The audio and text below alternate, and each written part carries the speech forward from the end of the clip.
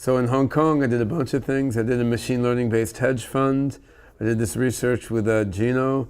And then I had a good friend named David Hanson who was in Texas doing humanoid robotics.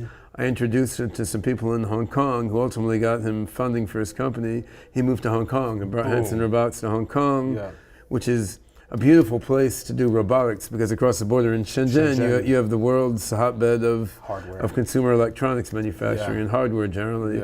So I became chief scientist of Hanson Robotics. Love it. And at that time, David was creating the original Sophia robot. He had a bunch of other cool robots. And give us a timestamp. Is this 20? Sophia was launched in 2015. I think the original sculpture might have been 2014. Okay. At that time, he had some other robots we were experimenting with first, Robot Einstein and Philip K. Dick and Bina 48 and so forth.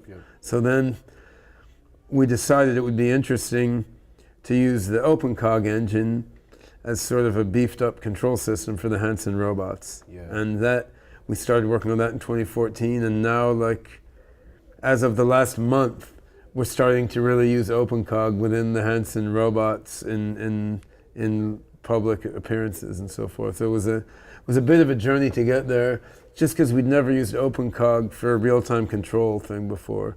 We'd used it to analyze genetics data or to analyze stock market data for the stock market, and we used it for research and advanced machine reasoning. Controlling the robots was the first time we'd used the OpenCog AI system to control a real-time system, which required a lot of changes. And David and I had a lot of common interests. Common interest in the benevolent singularity and Philip K. Dick. We also had a common interest in making a robot mind cloud, like a cloud-based framework for storing the knowledge of many, many different AIs and robots so they could all share information. Which became SingularityNET? And and that grew into SingularityNET. We could see that Ethereum-based smart contracts and the blockchain and quantum computing should all feed into this. And then I met Simone Giacomelli, a young blockchain guru from Italy, due to David Hanson basically introducing me to a friend of Simone's, who then brought Simone to Hong Kong. And when Simone and I met, we immediately saw how to create the SingularityNET.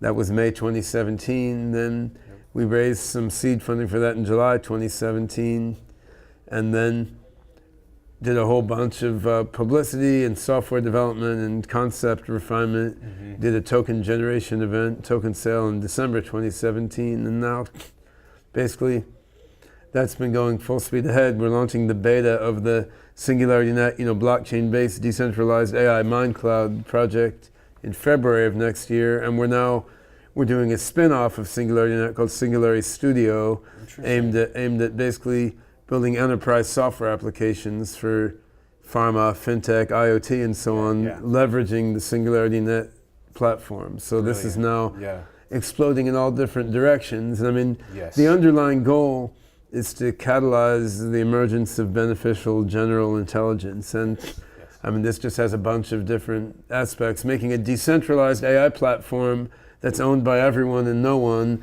and can't be controlled by the power elite is one aspect. Making compassionate, loving robots that can be meditation assistants, elder care workers, teachers, and carry out other good works in the world. This is another piece of it. The use of our AI technology to try to cure aging and disease by analyzing genomic and medical data. That's another aspect of it. I started doing cloud-based machine learning for longevity genomics in 2002-3, before it was popular, rather. And now we're progressing much further with that. So it's a lot of different projects, but actually they're all connected together in a common core. Totally.